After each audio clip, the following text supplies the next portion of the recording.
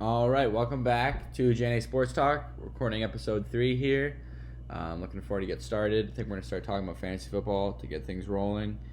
Right before the podcast, me, Alex, and 8 of our other friends did a mock draft and into the 10-team mock draft. How about you run us through what happened in the mock draft, Alex? So in the mock draft, we have 2 big surprises that we wanted to highlight, which is at number 6, after CMC went 1, Zeke went 2, Saquon went 3, and Kamara went 4, followed by David Johnson. We had Joe Mixon go 6, which was a big surprise to a lot of us. And we wanted to highlight how one of our friends really thought that he had high upside this year as one of the top running backs because he was really good last year as an actual football player. Right. I mean, we really have a worry about the line. I think we've discussed that a lot. I mean, They have a horrendous line. Jonah Williams is out. They lost Clint Bowling, right guard. Right. He retired. I mean, it's horrific, but he's got high upside. The offense should be better under Zach Taylor. I mean, it should be, but the line's really bad. Right. I think losing 2 offensive linemen, it's going to hurt Mixon. I think the volume's going to be there.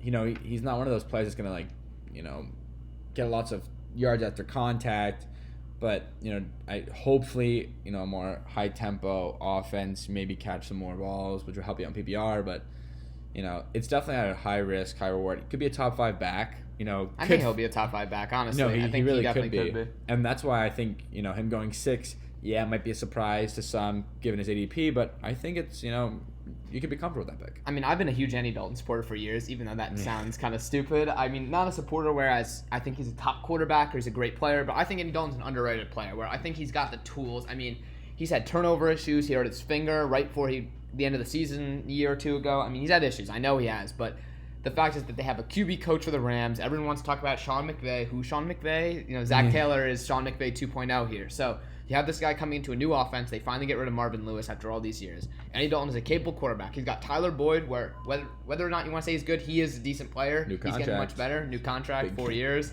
Maybe an overpay, but it's all good.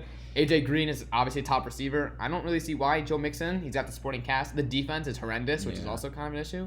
And then our one other surprise in our draft was that Le'Veon Bell actually fell all the way to 10, which we both discussed. Me and Jacob are both actually not fans of Le'Veon Bell this year. I mean, we do have a friend who's a Jets fan, and he can talk about Le'Veon as much as he wants, but we know that Le'Veon's had injury problems, and he hasn't played in a year. And I don't really know how you count on a player that hasn't played an entire year. What do you think? No, I agree. I mean, players that went ahead of him are like Connor Hop and Devontae Adams, which I think is reasonable. Maybe Connor could be a reach. Yeah, Connor ahead of Le'Veon Bell. He's got Le'Veon got a good contract. He's got a year off. Whether that is going to help or hurt him, do we know? We don't know. We don't know. We actually have no idea. And I think as the season gets closer, I think we'll be able to tell if he's in that kind of playing shape. Injuries also might play. I mean, he's not a player that's always been healthy through his career. He's had lingering issues, and he's missed games in the past. I think a couple seasons ago he missed like 3 or 4 games, and that's probably something also to consider when taking Le'Veon. Is he ready for football after taking a full year off? Right, and we also have discussed, I know in previous podcasts, that they have a bad offensive line there in New York, and he was playing with, arguably we're Cowboys fans, but I guess we could probably admit that they're at least, let's say, top 3 in football, the Steelers' offensive line. So you go from playing with a great line, and, I'm not a Big Ben supporter, but you can't say that he's not an above-average quarterback. Obviously, great wide receivers outside, and a decent defense. All these years, they've been a playoff team. So he's running the ball for these top-tier offense. Right. Now he's going to Sam Darnold. Not saying Sam Darnold isn't good. Not saying the Jets aren't going to be a good offense. We don't know, but we haven't seen it. So you can't say that he's going to run for, X amount of yards when the Jets probably haven't had that many yard rusher in, how many years. No, certainly. I mean, Le'Veon's claim to fame has been, getting the handoff, going to the line, taking a nap, making himself a sandwich, then finding that hole and then hitting it. You're not going to have that same pleasure, playing with the Jets. And he's done that his whole career. Can he do that now? I don't think so, but we'll see as time rolls around. No other big surprise in the draft. I mean, players that were also hunted like DJ, Devontae Adams, Hopkins. Those are solid players. And I think it brings us perfectly into something new that we're trying here on the podcast is taking some questions from a couple of our buddies and some other people that have really valuable questions regarding football, fantasy football, baseball, and I think we should talk about our first question from a friend of ours, Max. So one of our friends, Max, has this good question where he's asking if you're in the 5 to 7 range in fantasy football in your draft, do you get the 5th best running back on the board, or do you get the best receiver available? So this is assuming your top 4 have already gone, right? One, let's just say CMC, Saquon, Zeke, Kamara. Those are all off the board. What do you do right there? What do you think? I mean, for me, I'm a running back person. Right. I just am. I don't know why. I mean, we actually had another question from our friend James, which was asking, do you take a running back first overall because the position is more scarce, or do you do it because they're better? Which is obviously another good question, and they both tie in because they go hand in I hand. do think you take a running back in the first 4 picks. I think that's what you got to do, especially this year. There's 4 very high upside running backs. But at 5, I also take a running back. It's just, in my opinion, it's in a opinion. It's whoever's opinion, is drafting there. Because if you're at the 5 spot, I think you should take the best running back available. I think both agree it's going to be David Johnson this year at that spot. Over Bell, over Connor. It gets Mixon. A little complicated after that. We will say Bell, Connor, I'm not sure. Right. Mixon is a little bit of a reach. I mean, if you want to go even further, Nick Chubb could maybe move up. We'll see. But I don't really know how you're going to judge that. And if you're at 6 or 7, I think the only time that you go wide receiver is if every running back that you possibly have any interest with in the first round, if you really don't think they're a first round, good fantasy back, you take the best wide receiver on the board. Well, I think it's, a very good question because, after your first 4, you can take a player like Bell. Now, there's so many questions about Bell, but are there questions there for Hopkins, Adams? They're going to be top wide receivers. They're going to be top of the position. They're going to produce, pretty much every single game. And taking a player like Bell, Mixon, Connor, DJ, I would say DJ has the, maybe the highest floor. And I know you might think that's crazy coming off of a, underwhelming season in Arizona, but definitely a new look offense. I think it's going to support him much more. Hopefully they can run, around 80 plays a game. That's being a little generous, but hopefully that's what, that's their goal there in Arizona. But to answer Max's question, I would pick DJ, and then from there, I would personally look at wide receivers. And, Dante Adams, Hopkins, Julio. I think you go any of those 3, you're solid. I would take those 3 wide receivers over, Thomas and the remaining AB, OBJ. But definitely a really good question. I mean, I also have to agree that for me, it's kind of difficult to say. I think Adams is great. I think Julio's great. I think Mike Thomas is great. I think Hopkins is the best wide receiver. I don't really think it's up for as much of a debate that people make it. I feel that people like to say that Adams may be better. I don't think he is better. And I think that if you look at Hopkins' stats, in his rookie year, which was back in 2013, he caught 52 balls for 802, which is a very solid stat line. And his worst season since then was in 2016. He caught 78 balls for 954 and 4 TDs, which this was with playing with awful quarterbacks. I mean, they had nobody. They had TJ Yates. I remember he started my fantasy game for me. I couldn't tell you why, but he did. They had no one. So since then, I mean, his last 2 years, he caught 96 and 115 balls respectively, which is insane. He had 1378 and 1572 yards, and he had 13 and 11 touchdowns. Those are all wide receiver 1 numbers there for the last 2 years. Watson's only going to improve. The team's getting better. They have Kiki Cutie now. Maybe take some coverage off, and the line's getting better. So, to me, there's no way that you don't take Hopkins as the first wide receiver off the board. That's just my opinion, though. No, I agree. We have a couple more fantasy football questions that we'd like to get to. And starting from the very top of the draft, number 1. Who are you going to pick at that number 1 pick? Are you taking CMC, Saquon, Zeke, Kamara? Who are you most comfortable with? I'll say that. And who do you think is going to finish off as the number 1 fantasy player? For me, I will say with bias that I think Zeke should be the number 1 overall pick. Mm-hmm. The reason why I say with bias is because obviously I understand it's hard to say Zeke when, I just read a PPR rankings today that had him in 4th behind Kamara. So I get that that's not the common, idea. But for me, with evidence, I'll say, not just obviously being a Cowboys fan, but Zeke, since he's came in the league, has been the most dominant running back in the league. I mean, It's just fact. He has the most rushing yards. I mean, I think he's second in touchdowns to Todd Gurley. Right. He's just been dominant, and he had a great season last year. Ran for 1,400 yards. He caught 700. He had 700 receiving yards. He caught 77 balls last year. Right. I mean, he's only going to get better. The line is he's got Travis Frederick back this year. That's news. That's not just noise. It's huge for him. And Travis Frederick, if you guys don't know, if you don't follow that closely, is, in our opinion, but really is for most people's opinion, is the best center in football. He's an All-Pro. He's a future Hall of Famer. He's a great player, and he missed all last season with an unfortunate disease. But the fact of the matter is that Zeke is going to have insane production. I'm not saying that McCaffrey and Saquon aren't going to have insane production, but Saquon's on a team where they may be 2-11 going into Week 14. I mean, does Saquon still get the ball 30 times? Do you put your star future back on the field for 30 carries a game, 30 touches a game when you're 2-11 and you're losing by 30? To me, I don't think so. I don't think he gets the volume compared to even McCaffrey, who the Panthers will be a much more competitive team. And for me, investing in someone, even if it's a PPR league, who catches 100 balls, around 100 balls in a season, to come back and do it again. I mean, McCaffrey had a great season. He's a great player. I find it hard to think that he's going to repeat those numbers. I think he'll regress a little bit. I don't know. I think Zeke keeps his numbers. I think he stays up there. Yeah, no. Looking at Saquon Barkley, I think he's going to improve as a football player. Fantasy-wise, I'm not sure. I don't think it's possible to top what he did. But I don't understand why the Giants would look, to get him the ball so much more.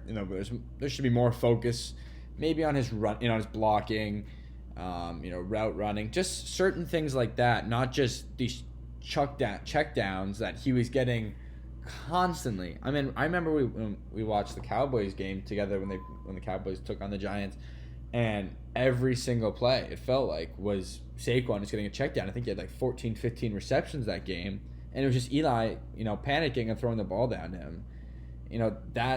Those boost fantasy football players' numbers a lot. Now, I don't think he's going to get that same the same number of checkdowns this year, but there might be improvement in other areas, and definitely a superstar talent. But for my first overall pick, I would be looking at Zeke and McCaffrey. Think you can go either one on those ones. Personally, I would take Zeke. He's my favorite offensive player in the NFL, so I would take Zeke. But I could definitely understand the argument for McCaffrey as well. And also to add on quickly, I do think that if you look at previous seasons in the NFL from not only a fantasy standpoint but a regular football standpoint, running backs who get high volume out of the backfield and don't rely on pass catching, which obviously it's becoming kind of a newfound phenomenon to check down every play, RPOs, stuff like that. Guys like DeMarco Murray, Le'Veon Bell really in the past, Jordan Howard in 2014, guys like this, they catch a lot of balls, but they also were mostly run-heavy offenses. They got the ball a lot more in their hands, so to me, that just kind of shows. I think that trend will continue. And we want to go into one more question by another, our friend James again, actually, with another good question. And he asks whether you should value position or how you should value lesser positions, such as kicker, defense, tight end. So I'll start by asking you, so how do you feel you should value these positions in your draft? Taking, your Kelsey, Ertz, Kittle, high up in your draft, particularly Kelsey and Ertz, it is a very risky investment, and I personally wouldn't do that. Unless you're really confident that with your other draft picks, if you can forecast, you can get certain players that with a good ADP, and you can get some good value and some good strong players that you can fill out the rest of your roster. But a player like Kelsey, is he going to carry you the whole season as much as another player at that which draft position can do? Very early 20s at this point. Right, early. He's ranked 21. I'd say about ADP. I think is around 20, 21. So that's where you're gonna take. There's Mike Evans, Amari Cooper, Keenan Allen, Adam Thielen, just good to running name a couple. backs. Good Dalvin running backs, Cook, right? Devontae Freeman. Are you taking those? Are you gonna take Kelsey ahead of them? I personally would not. If there's other tight ends that you can get later in the draft that are fantastic and good situations, and I think last year it was pretty bad with tight ends, just very weak. Couldn't really a lot of tight ends weren't producing that should have. This year we're hoping for a more deeper class. Even looking later, if you want to take a flyer and take the risk with like Delaney Walker, Greg Olsen, Tyler Eifert, those are players that might just get the job done with good fantasy production, but you're not risking that high draft pick where you can get, your RB1 if you're in a deeper, 14-man league, or your RB2, wide receiver 2 if you're in, a slightly smaller league of 12 to 10 men. How about you? Where would you, take your tight ends in the first, few rounds, or would you wait to the later rounds? I mean, to me, I always just have it, and I just want to point out, obviously, this is obviously just our opinions, and there's probably people who drafted Travis Kelce last year and will again in the early rounds, and they'll probably do great. And right. The fact is, you really have to consider him as a wide receiver because he gets the same amount of targets, catches, yards, touchdowns as a wide receiver. So I think it's fair, but personally, I just wouldn't. I don't draft a tight end that early. I take them super late because I think that you can find value in the later rounds. And as you said, the tight end class, is super, super thin. I mean, I'm looking at a set of rankings right now which has Travis Kelce and Zach Ertz at the top, which we believe, I think, is the top tier. I mean, I think it's personally Kelce, then Ertz. I mean, Ertz maybe this year may go up there, but then Kittle, I think he's almost in a ranking of his own where he's really good, but he's not as good. And then you go with these guys, Evan Ingram, O.J. Howard, Hunter Henry, Vance McDonald, Jared Cook.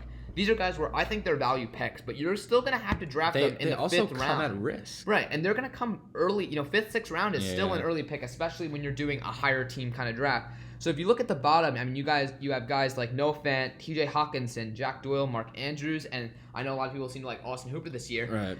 You're going to get them a little bit later, and I don't think they're going to have significantly worse production than the guys you're taking in rounds 5 or 6 if you're going to take them in 8 or 9. To me, I wait. And I also would like to ask you a similar question where, how do you feel about quarterbacks? Do you draft a quarterback early? I mean, personally, I also wait super late on quarterbacks. I wait almost until my last pick. That's just my opinion. What about you? Yeah, if you're looking at Mahomes this year, you can see him going in the 3rd round.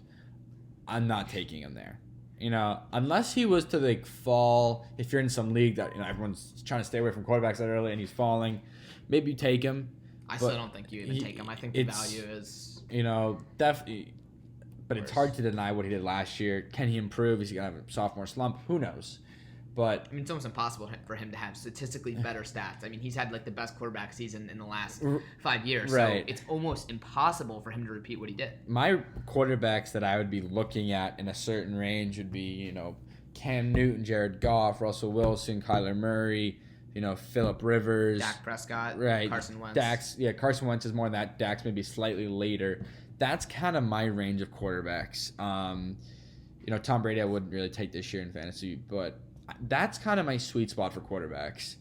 And waiting later is completely okay. If you're willing to settle with, a Trubisky or Prescott, who definitely might give you some... I mean, Tom Brady's all the way down there. I understand that Tom Brady, from a fantasy standpoint, is not as good, and he's not in top 10 rankings, and people throw fits that they don't see, the GOAT Tom Brady. And he's great, but he's not even necessarily a top 15 option. He throws for 200-something yards a game. It's not like they run the ball a lot. But personally, just because he's Tom Brady, I'd still feel more comfortable drafting him late in the 10th or 11th round, knowing that he's going to throw, pretty consistently. He's not going to throw a lot of picks. He's not going to have any 500-yard, 5-touchdown games anymore. It's just not him.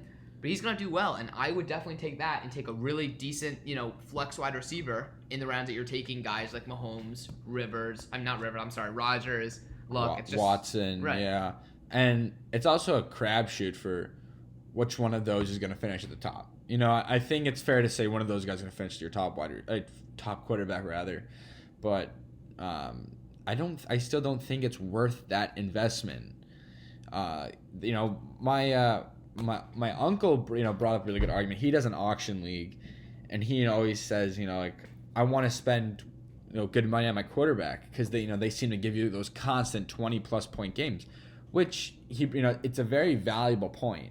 And in auction, I've never done an auction league, but I could definitely see why it's worth the investment in your quarterback, maybe rather than your deeper your flex or whatnot, because those your quarterback is going to be able to produce those high numbers week in and week out. It's a very good argument. And if you're new to fantasy football... It's true. It really is. Yeah. I mean, my dad makes the same point, and he's not somebody, like us that's addicted to fantasy. He just looks and he sees, okay, this is the truth. Last year, Mahomes got 25 points a game, right? And you're taking him in the 3rd round. The first overall pick, Saquon Barkley, is getting 23.5, 24, still really good numbers, but it's not as much as 25. So even though obviously it's really because you can find value later, that is the reason. They're not wrong. It's true. You could get a guy like Andrew Luck, and Andrew Luck throws all picks. He's gonna throw for 300 yards almost every week. He's gonna throw for 300 yards and 3 touchdowns almost every week. Why not draft him with a high pick? No, I agree. And one thing I want to say is, if you were new to fantasy football, which I don't think most of our listeners are, but if you are new, I think it is kind of important to follow, a certain guideline when drafting. Hit your running backs and wide receivers early. Kind of wait for your tight end and quarterback, and obviously your kickers and defense. But it's a good basic rule to when doing that. And also one more question I'd like to ask you, kind of a similar question to our how you value the tight end position would be, how do you value defensive special teams and a kicker? I mean, I'm just curious what you have to say because I have a very strong opinion on this. What do you think? No, I'm not jumping at the gun to take a top defense. I definitely see the value. Kicker, last year I took Will Lutz. He wasn't like a first top 3 kicker off the draft, but I kept him throughout the whole year. He did really well for me. Great kicker. It's kind of a crapshoot sometimes with kickers. Obviously, you want almost a good offense, but sometimes offenses are too good where your kicker doesn't get to go on the field much. I mean, Kami Fairbairn, I remember last year, no one really. He was on waivers, but ended up as one of the top kickers. The Houston offense, just seemed to produce numbers, in the season. But defense, kickers, I'm personally waiting in the draft, but I can definitely see the argument to why you would take a defense earlier with your top defenses like Chicago and whatnot. What do you think? I mean, I personally am against taking the number 1 overall defense, which is your Chicago, really early, way above the next defensive special teams that's taken. I don't really think that's a good idea. I think you need to grab depth on your bench. But for me, once defenses start getting taken, or even if you're the first one but close to everyone else, I think it's reasonable to try and grab a top defense. Right. And for kicker, not the top kicker, because there really is no top kicker, but if you're drafting and you see that you're very comfortable with your bench depth and kickers are maybe starting to go, and you don't have a kicker, why not spend that maybe extra round? You're already in the 13th, 12th round. Spend that pick on Zerline, Tucker, Butker, Duskowski, Lutz. I mean, these are guys that are playing for New Orleans, New England, Kansas City, these high-powered offenses, and they're going to kick. Even if they get no field goals, they're going to get 4 extra points. Right. They get a good amount of points, and even though it's not make or break for your team, you could have the worst kicker and you could still do great. I think it matters. And for me, defense, not that I've ever won a fantasy championship, because I haven't, unfortunately, but every year, except for last year, I've actually been lucky enough to have the number 1 overall defense in my main league, where it wasn't like I was picking the top defense. It was where before Minnesota broke out, I chose Minnesota because I thought they were going to have a great season. And I chose Dallas one year, and they had their best defense that they had in years. And another defense, I can't remember on the top of my head, Jacksonville, when they had their breakout Saxonville season, because they added all those guys in free agency. I think you got to look from the real football standpoint, because if you're going to draft a defense, right, with one of the first defensive picks, and they're going to get you 10, 11 points a game like Jacksonville has, that's a huge contributor to your team. For someone, maybe your opponent's going on waivers because they didn't want to waste the pick. They got Jets D, sorry Max, and they drop a -5. You don't know if that's going to happen. So I really think that you should not necessarily invest, but maybe, I don't really know how to say not invest, but take it just a little earlier than everyone else. Right. I mean, it's a really tough argument, because I remember last year in our draft, one of the players in our 16-man league took Minnesota D quite early, and that was kind of like the top team on paper, but it didn't really end up working out for him. It's a very tough argument. Kicker, I think maybe just wait. Don't jump the gun for no reason. If you think you're good, go ahead, but you got to be set first. Depth is very important in fantasy. You never know when your player is going to go down, and you have to fill out your roster with more depth. It's really tough. We're going to switch gears, Alex. How about you bring us into our next topic? So I think we're going to do a little chatting about some regular football. Obviously, we love talking fantasy, but we're big Cowboys fans. We know, regular football, not just fantasy. And we want to talk, continue our division preview, and we want to talk about one division we know very well, the NFC East, which obviously has the Cowboys, the Eagles, the Redskins, and the Giants, and the NFC South, which has the Buccaneers, the Panthers, the Falcons, and the Saints. And for me, I mean, I just saw actually that Kevin Byard signed a 5-year, $70 million extension, which is going to make him the highest paid safety, which I think he's one of the best. We were just discussing that. Right. Quite interesting. And, you go to the NFC East where defense obviously is becoming very prevalent because you have the Cowboys who are leading the charge. The Cowboys have, we are biased as we said, but the Cowboys do have a top 3 defense. And I think that that's really important because the Cowboys are going to use that defense to help the run game. They're going to help their offense. And I think they're going to end up having a great year, as we discussed. Not to say that Philly won't, but Philly's also got a great defense. Right. And they are maybe leading the charge in the NFC this year. Do you think that Philly and Dallas has a chance to maybe even take the whole NFC instead of just the division? I think it's very reasonable to think that. 2 just very strong teams. I think both teams have their eyes on the Super Bowl, and that that's pretty much it. And anything short of it would kind of a failure. Looking at Dallas in particular, guys going to be demanding some contracts very soon. It's going to get expensive for the Cowboys. Philly brought in some good acquisitions. I mean, the management of Philly to bring in certain players in this offseason, to re-sign other players, to bring in other players, they've been fantastic. They obviously know what they're doing, much better than other managements in the NFL. But I think they're both going to have very, very good records. And I think when the Cowboys take on Philly, those are going to be 2 maybe the most exciting games. Yeah, I think those got to be for a football standard. standpoint. Not your high scoring affairs, but just you're going to have 2 Super Bowl contenders right, going at it on raw football primetime television. So yeah, right, and you're guaranteed to see them play twice this year. So who do you think takes the division? Tough question. It's a tough question. I say Dallas personally. I know it's biased, but I think that when you have a team, I mean, Philly's a great team. They really are, and I do think Carson Wentz is a better quarterback than Dak Prescott. I think Dak's good, but I don't think he's that good. I think Dallas takes it. I think the defense is going to be ridiculous this year for Dallas. I mean, they have a great defense on almost every position except for just strong safety, really. So it's going to come down to whether that pass rush can prove what we hope they can. If certain acquisitions in the offseason do what they're supposed to do, I don't want to bet against the Cowboys, but the one thing I would bet for is Carson Wentz missing at least 2 games this year. I don't have faith in Carson Wentz staying healthy. And who is their backup? Nate Sudfeld. Yes, yeah. He isn't going to be Nick Foles. He's not going to do anything. He isn't going to be Nick Foles, who those Philly players could get behind. I would almost guarantee guarantee. I know it's kind of a hot take. I would almost guarantee Carson Wentz misses at least 1 game, 2 games, and in the big scheme of things, the race is going to come down to that.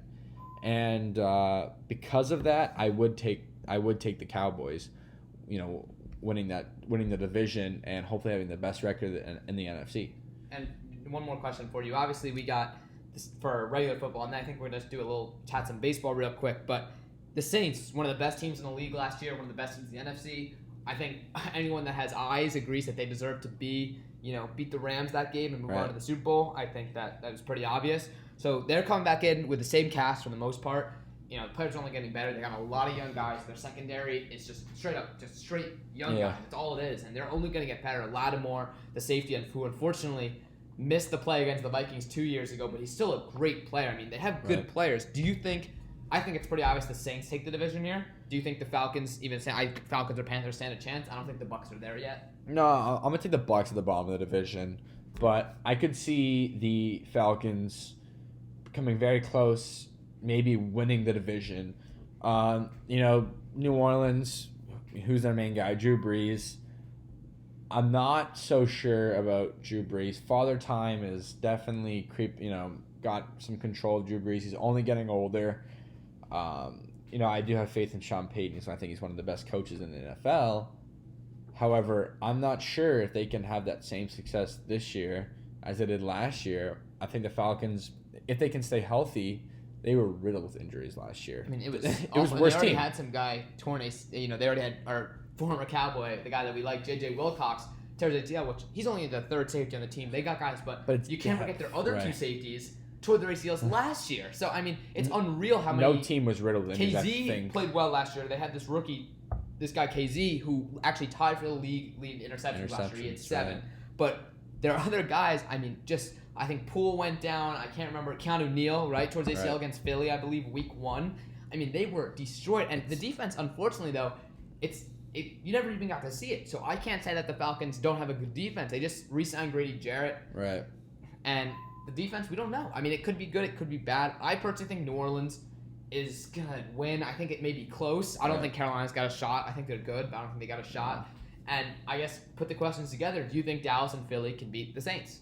Or Dallas or Philly can beat the Saints? I think both teams can beat the Saints this year. Phillies gave him a ride. Remember, Alshon Jeffrey dropped that ball. Unfortunately for Eagles fans, it sucks. But, that was how close they were with a backup quarterback to beating them. And that was only without, if Carson Wentz is healthy, he's better than Nick Foles. I don't think you can tell anyone that a healthy Carson Wentz is not better than Nick Foles. He is. They're going to have a better overall player. They got a better running back group. I mean, they're only getting better. So how can you say that a team in Dallas also beat them last year in the regular season? So two teams that beat them, or came very close to beating them, I think they got a realistic chance to go all the way up. No, it's a very tough division to talk, to pick a winner with, but I think Saints, Falcons are going to top the division. I always love talking about fantasy football and football. I think we should talk about one of my other favorite sports, baseball, approaching the trade deadline. But, buyers, sellers, who do we think? Do you think San Francisco are going to be buyers or sellers after they've been, That's quite a good question, I must be honest. They've been going absolutely off as of really. I think they're 13-3 or 4 in their last 17 games. It's they've been absurd. An absolute fantastic team. No one could have predicted it. If you are San Francisco, are you buying? Are you keeping Madison Bumgarner? Are you selling him? They won 17 of the last 20. That's insane. And what do you think they should do, and what do you think they will do, Alex? I think it's tough. I think they should sell Mad Bum. I think that he's been actually one of the most unlucky pitchers in the entire league this year statistically, where he only has, I think he's 5-7, and he actually should have like 9 or 10 wins. Obviously, he was pitching a lot of the time when the Giants were no good. They won 17 of the last 20. That's only 2.5 starts per pitcher. So it's not that he's had the opportunities to make up his win losses. ERA, it's pretty decent, but it's not great. I mean, they're gonna get a super return on him. I mean, He's gonna get a good prospect back. He's gonna get a good pool, maybe even of prospects, a couple guys back. And I don't think San Fran thinks. I mean, obviously they probably think they do. I don't think we think they have a chance this year. I don't think they're gonna be able to compete. I mean, the other teams in the wild card race. You have Philly right now, because the Braves seem to be not running away, but doing very well and most likely AL East, NL East winners. And you have the Nationals, who are playing really, really good baseball. Not to mention the entire MLB Central. There can only be one winner, which means that the Brewers or Cubs are not going to be, are going to be fighting for a wild card spot. So to me, it's too tough for the NL wild card. They got 3 superb teams there, and I don't think that you don't sell Mad Bum. I mean, the guy leading the charge for them right now is Pablo Sandoval. Pablo Sandoval signed one of the worst contracts I've ever seen with my Red Sox, and I can't get over it because he was horrendous. He was overweight. I mean, this guy was awful, and he's a utility guy. I mean, I can't say he's not good because he's producing, but if this guy is your main offensive weapon, I don't really know how you think you're going to go so far in the playoffs. Yeah, if I'm San Francisco, I'm selling. I'm selling, pretty much, that bullpen. I'm selling Mad Bum. The years of the years of Buster Posey and Madison Bumgarner, carrying your team through, to the World Series. Those years are over. Just because this hot streak is happening, you just can't think that you're gonna have a shot. Coming out of the NL, just some great teams. You have to sell. Get good return. Build for. They're build building for the future. They have to be. They've been rebuilding. This is your chance to almost jumpstart that rebuild. How often do you get a guy like Will Smith, who was a fringe closer last year because of, I think, Hunter Strickland, right? Will Smith wasn't even guaranteed to start, and now he's there, and he has, I think, 25 saves, something like that on the year. How do you not sell him? How do you keep this guy for this year? I don't understand how you would do that. Pretty much a no-name, just coming in the 7th, 8th inning. He's done well. You can't take it away from him. You can't take it away from the team. He's been lights fantastic. out. But you have closers like that. You guys had like Will Smith, Shane Green, who have been mediocre. I had Shane Green on my fantasy team last year, and he was average at best. He just got saves. That's it. This year, he's lights out. How do you not trade guys like that? I don't, especially Will Smith. A team like Detroit, should they get rid of Nick Castellanos? Should they get rid of Shane Green? It's very tough, and I'm happy I'm not in charge of making these big decisions for these MLB clubs, but it's very tough. Marcus Stroman, should he be on the move? I think it's most guaranteed he's on. He's going somewhere. I mean, Trevor guys like Puig. Puig is a big question mark. Bauer, as you said, big question Trevor mark. Bauer. Thor. Yeah, exactly. Will he go? I don't know. A pitch. I really do like Trevor Bauer. If I'm Cleveland, I'm keeping him. He's great. I don't know how you. I really can't understand. But I know Philly has been making several phone calls inquiring about Trevor Bauer. But he's really good. He gets it done. He was amazing a year or two ago. He was really, really good. I don't understand. He's having a bit of a down year. He still, when he's getting hit up, goes 6-7 innings every outing. Right. He's going to strike out batters. He's got fantastic spin. He's got, his curveball's got an insane amount of RPMs on it. It's exactly what you want in a pitcher. He's young. He's under control. I just don't understand trading him. And it almost brings the question where these guys like almost a Marcus Stroman, I think he's going to get traded. I think it's a given. So what about a guy because he's in a contract year, right? What about a guy like Matthew Boyd, who's breaking out this year, the lefty from Detroit, was a no-name. He was actually in another big deadline trade all of the years ago. I can't remember who was the return. And here he is, one good season, but he's got multiple years of control in the future. That's going to be a high price. If you're going to try and trade for a guy that's got multiple years of control left on his contract, you're going to have to give up a lot of prospects. Do the Yankees want a guy that's been proven for 1 year? He strikes out a ton of batters. But do the Yankees really want to pay that price? The Yankees got a great farm system, some great arms. Are they willing to give them? I don't know. Another arm I saw rumored to the Yankees was pitcher from Texas, Mike Minor. He was bad last year, I'm pretty sure. Yeah, right? He's been good this year. I don't understand that either. Certain pitchers. This is the year for the Yankees. As a Yankee fan, I wouldn't like to see that move. I would prefer other moves. Who's your top choice? If you could take any bullpen arm, I would say minus Bumgarner because he's got a really, really high price. Stroman, Boyd, Minor, who you taking? I'll take Boyd. Because he's he's lefty. Lots of Ks. That's just he's value. top 5 in strikeouts in the AL. Right. I'm gonna take him. Stroman, I do like him. I watched him play, a lot when I was in Canada. That's swagger. Yeah, he's an electric player. But I'm gonna take, if I had to pick, minus Mad Bum, I would take Matthew Boyd.